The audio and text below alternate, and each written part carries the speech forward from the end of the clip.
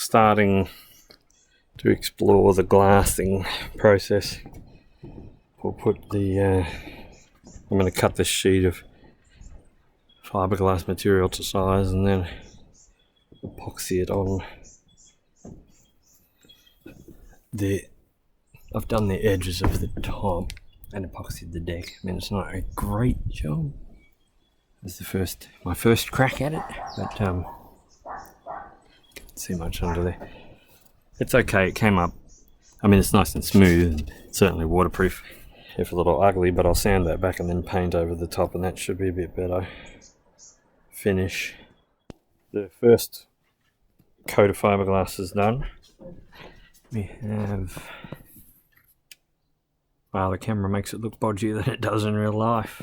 I'm pretty happy with it.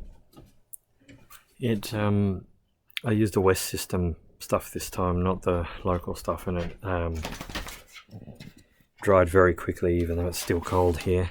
I will carry on now, and I'm waiting for some more epoxy to come in so I can finish off the sides and do another coat on the bottom.